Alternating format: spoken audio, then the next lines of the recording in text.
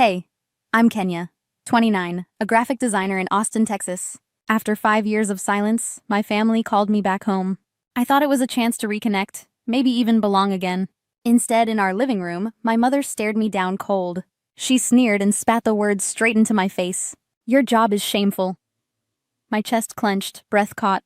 Before I could answer, Marissa grabbed my wrist hard. She dragged me toward the door, whispering through her teeth, "You don't deserve to be here." The slam echoed behind me.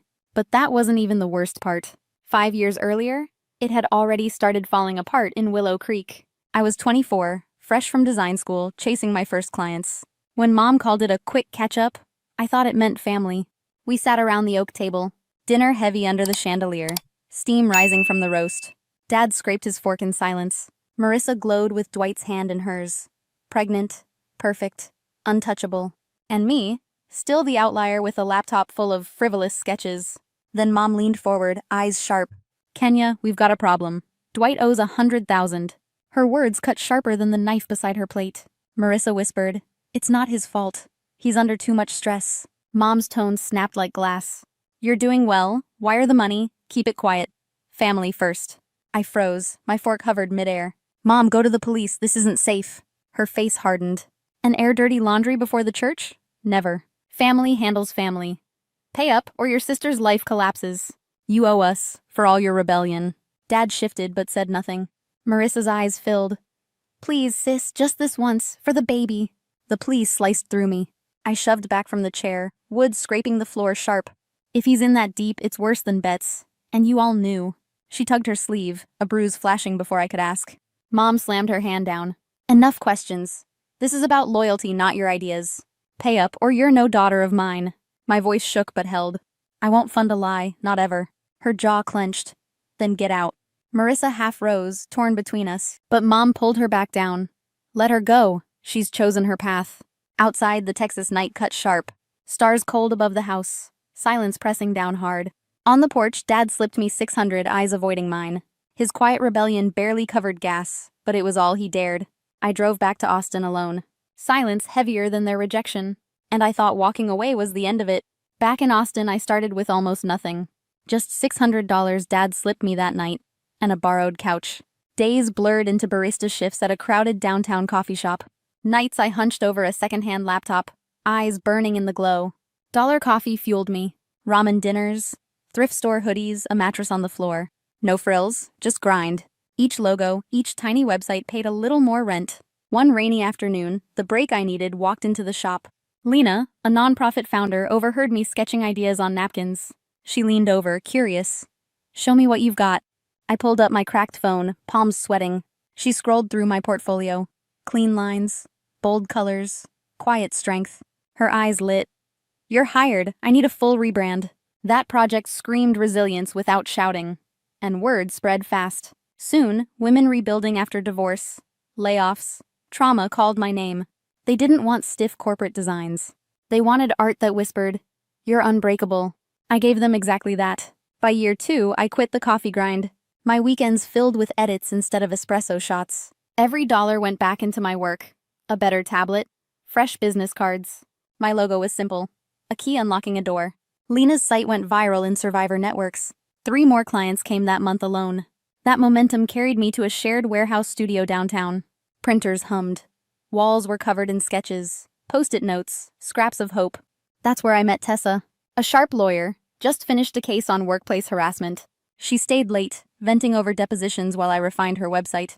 "You make survivors look unstoppable," she told me, scrolling the mock-ups. Our work overlapped. Her pro bono cases needed resources hidden behind empowering visuals. My designs gave women confidence to step forward, not hide. She became my sounding board, the one who truly understood. I poured myself into it. Series like Reclaim Your Mark won a regional award from Austin Collective. A rooftop ceremony, string lights swaying in the breeze. The plaque small, but proof I was building something real. Mom's birthday calls stayed short. Weather reports, church gossip, no mention of my wins.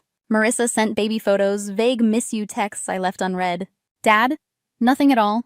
His silence louder than Mom's sharp words. I told myself I was fine. That distance meant healing. That success was enough to fill the hollow. But deep down, I knew family silence never lasts forever. 5 years passed before the phone lit with Mom's number. Her voicemail was clipped, almost rehearsed. Family meeting this weekend. Important. Come home. No details. No warmth. Just a summons. My gut screamed trap, but I still packed a bag. Marissa's last text, her toddler's blurry first steps, echoed in my head. 4 hours east, the flatlands blurred into church steeples and weathered billboards. By the time Willow Creek appeared, my chest was tight with dread. The house looked the same.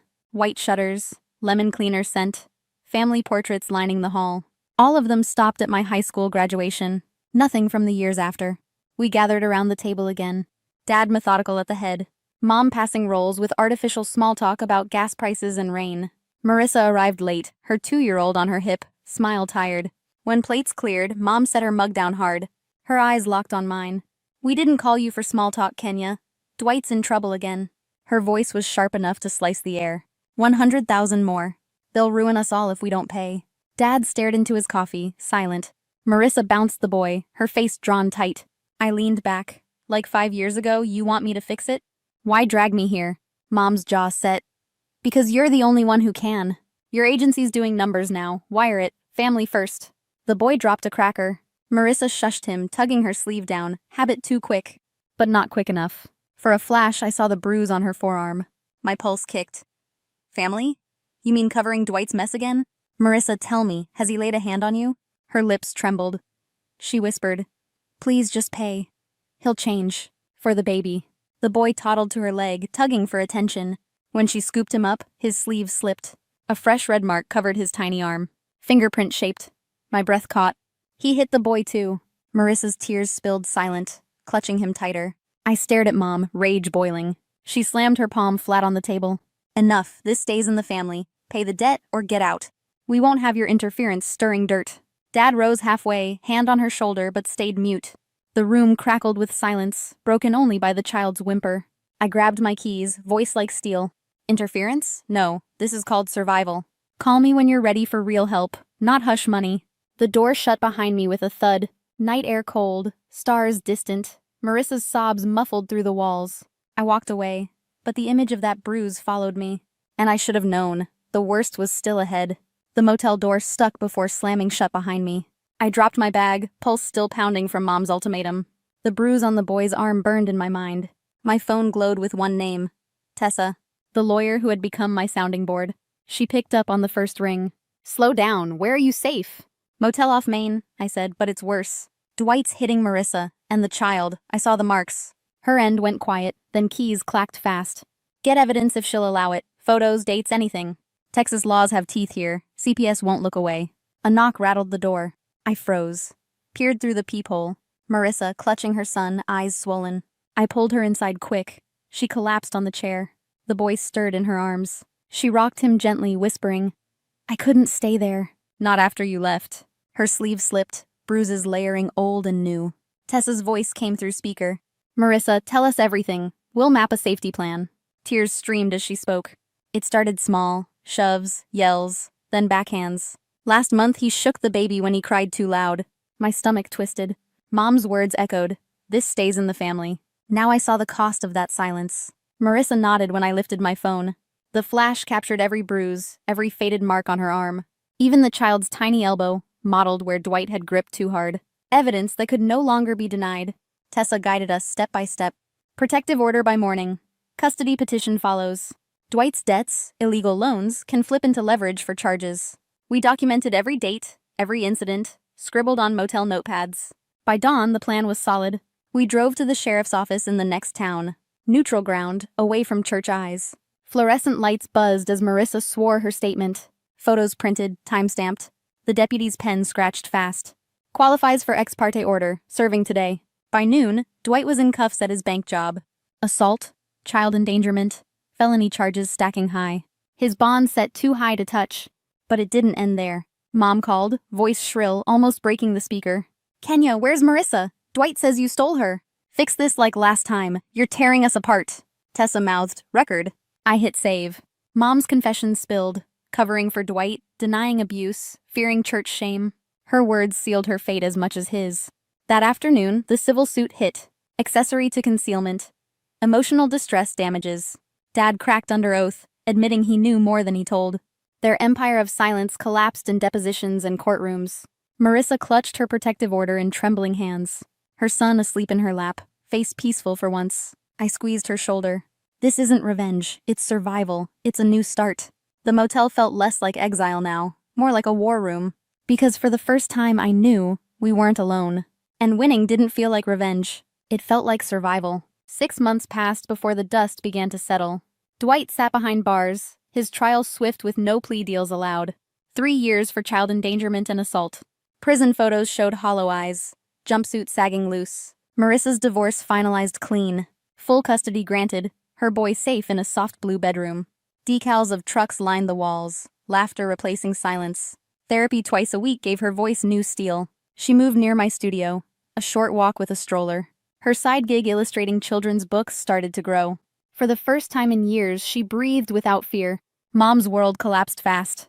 The civil judgment hit hard, $20,000 in damages plus fees. Church elders called meetings. Whispers turned to open shunning. No more choir, no more potlucks, no friendly smiles in pews. Her texts shifted from rage to pleading. Help your mother. I blocked the number clean. Dad left her quietly, finally admitting what he'd ignored. His voicemails stumbled. Proud of you, sorry I stood by. I listened once, deleted the rest. Meanwhile, my agency soared. The Reclaim Your Mark series caught national fire. Survivor-led businesses wanted branding that spoke power, not pity. We expanded into a full loft, exposed brick and long drafting tables. 2 new hires joined, clients lined up. One night in Dallas, a spotlight hit me on stage. A plaque heavy in my hands, proof I'd turned pain into purpose. Marissa stood in the crowd, her boy clapping in a tiny bow tie. You did this, she said, hugging me after. We raised soda cans in the lobby, a toast to second chances. Looking back, silence wasn't loss. It was space. Space to grow without chains, without scripts written by others. Mom's choices caught her. Dwight's cage was his own. I didn't need revenge. I just needed freedom. And if you're listening, stuck in shadows of family betrayal, know this, you don't owe anyone your chains. Reach out. The National Domestic Violence Hotline is 1-800-799-7233. They'll listen. They'll help you build a plan that works. If my story echoes something in you, share it below. Because you're not alone. Not now, not ever.